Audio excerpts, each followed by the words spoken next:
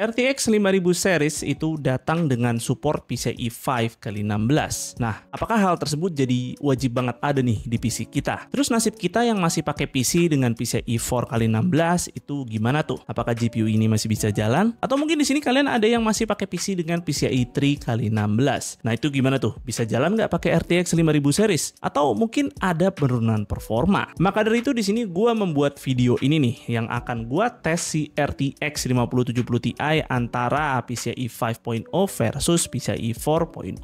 Tapi mungkin di sini kalian udah pernah lihat video pengujian RTX 5000 series pada versi PCIe yang berbeda. Maka dari itu di sini gue melakukan pendekatan yang agak beda, di mana di sini ada dua PC dengan spek yang bener-bener beda total antara CPU-nya dan motherboard-nya. Yang mana ini PC dengan Core Ultra 7 dan tentu ini adalah PC yang pasti udah support nih PCIe 5x16, dan di samping kanan gue adalah PC dengan Ryzen 7 5700X yang kita tahu PC ini kan platformnya terbatas ya di PCIe 4x16. Tapi sebelum ke pengujian mungkin kita kenalan dulu nih sama GPU yang bakal gua pakai tes, yaitu adalah Asus Prime RTX 5070 Ti OC Edition. Nah, 5070 Ti dari Asus Prime ini udah SFF ready karena di sini tuh cuman makan 2,5 slot aja dan punya dimensi yang cukup compact buat GPU triple fan. So harusnya sih masih kompatibel nih buat yang kalian mau build PC dengan case mini ITX, misalnya kayak case Fractal Terra. Anyway, Asus Prime ini ditargetkan menjadi GPU yang paling affordable dalam tanda kutip nih dari Asus. Maka dengan begitu ya secara desain dia cukup sederhana, bahkan tidak ada LED RGB, dan untuk build quality-nya juga nggak semewah TUF atau ROG.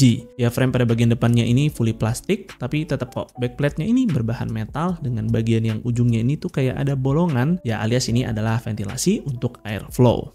Nah, untuk jumlah port dari GPU ini sendiri tuh ada 4 buah dengan 3 display port 2.1 dan 1 HDMI 2.1. Dan selain GPU ROG dan TUF, pada Asus Prime ini juga mendukung software GPU Tweak 3 yang berfungsi untuk memonitor suhu dan sekaligus juga tuning performa GPU. Untuk spesifikasi dari RTX 5070 Ti sendiri, dia sedikit meningkat nih dari RTX 4070 Ti Super, tapi masih sama-sama membawa VRAM 16GB nih. Yang kali ini di 5070 Ti dia tuh pakai GDDR7.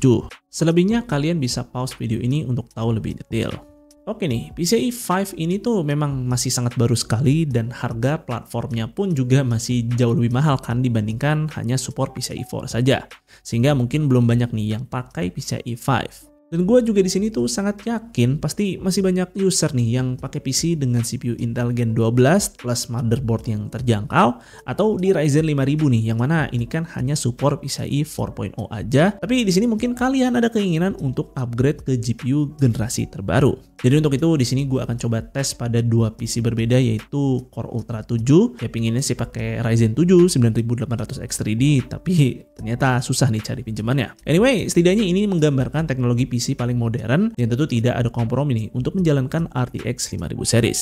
Dan di sini ada Ryzen 7 5700X yang hanya mentok di PCIe 4 saja. Oke, sekarang kita akan ngetes nih si RTX 5070 Ti-nya pada tiap versi PCIe yang berbeda. Nah, di sini kalian perlu ketahui dulu nih bahwa PCIe 5, PCIe 4, bahkan PCIe 3 itu tidak masalah ya mau dicolok pada platform yang support PCIe berapa, karena PCIe slot ini tuh dia backward compatible. Jadi misalkan kalian punya PC dengan slot PCIe 5 terus mau colok GPU PCIe 3, ya itu sah-sah aja dan masih bisa jalan GPU-nya dengan baik. Atau mungkin di sini kalian punya PC dengan motherboard yang cukup tua. Katakanlah motherboard tersebut hanya support di PCIe 3x16 aja, sedangkan kalian mau colok nih si 5070 Ti-nya yang bisa jalan di PCIe 5x16. Nah, itu juga tidak jadi masalah karena ya bisa backward compatible juga. Jadi sebenarnya sih di sini mix and match antara versi PCIe itu nggak masalah, dan itu juga berlaku nih untuk M.2 PCIe SSD. Mau itu SSD-nya Gen 4,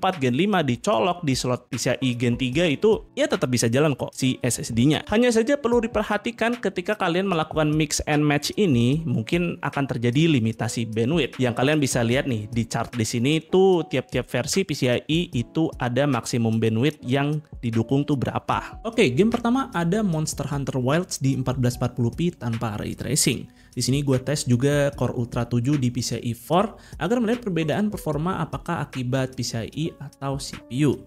Nampaknya nih perbedaan yang diakibatkan PCIe tidak terlihat nih pada game ini. Yang ada tuh malah perbedaan performa yang signifikan diakibatkan oleh perbedaan CPU. Lanjut ke game kedua, ada Forza Horizon 5 di 1440p. Di sini sepertinya ada sedikit perbedaan antara versi PCIe, tapi hanya beda 1-2 fps aja sih. Yang harusnya sih ini masih masuk dalam margin of error. Dan sekali lagi paling berdampak nih pada performa adalah karena perbedaan CPU-nya. Game berikutnya ada Cyberpunk di 1440p tanpa ray tracing. Di sini performanya cukup identik nih di setiap pengetesan, yang mungkin aja gamenya tidak terlalu sensitif dengan penggunaan CPU. Kemudian di game selanjutnya yaitu adalah Shadow of the Tomb Raider di 1440p tanpa ray tracing. Di sini sepertinya ada sedikit efek performa jika menggunakan PCIe yang berbeda, walau ya tentu tidak sejauh antara perbedaan CPU. Kemudian di game selanjutnya di Indiana Jones di 1440p, dan game ini tuh ray tracingnya force enable dan nggak bisa dimatikan. Nah tapi untuk performanya sendiri sih ya cukup mirip lah dengan game-game sebelumnya. Nah untuk pengetesan video game terakhir adalah Cyberpunk 2077 dengan ray tracing ultra, dan hasilnya untuk beda performa itu ya terjadi akibat perbedaan CPU bukan karena versi PCIe. Nah di sini gue juga tes pada beberapa productivity dan nampaknya efek perbedaan PCIe itu sangat minimal sekali, dan tentu lebih signifikan ada di perbedaan CPU-nya. Lalu di sini gue juga coba tes sedikit nih pada PCIe 3x16 untuk iseng aja pengen tahu nih apakah ada pengaruh atau tidak. Di sini sih tergantung sama gamenya, bisa tidak ada pengaruh tapi bisa juga ada pengaruhnya nih, seperti di game Cyberpunk 2077 dan juga Shadow of the Tomb Raider. Dan untuk productivity sepertinya tidak begitu terlalu pengaruh. So, bisa disimpulkan perbedaan versi PCIe ini memang cukup minimal nih perbedaannya pada tes video games dan beberapa productivity. Namun sekali lagi juga tergantung nih pada game apa yang dimainkan. Misalnya aja PCIe 3x16 pada game seperti Cyberpunk 2077 dan juga Shadow of the Tomb Raider, itu ada perbedaan performa yang cukup noticeable, walau sih penurunannya memang nggak sebegitunya parah, tapi mungkin bisa jadi concern.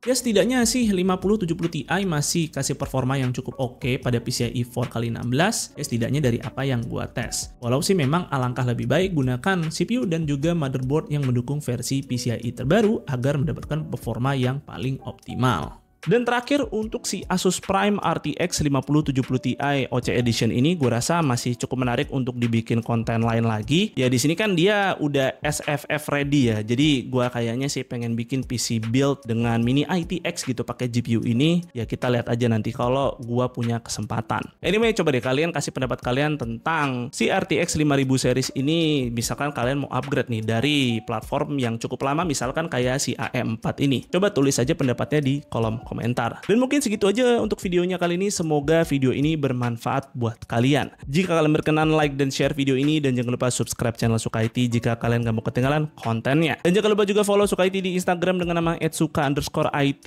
Gue Fadil dari Suka IT pamit undur diri. See you on the next video.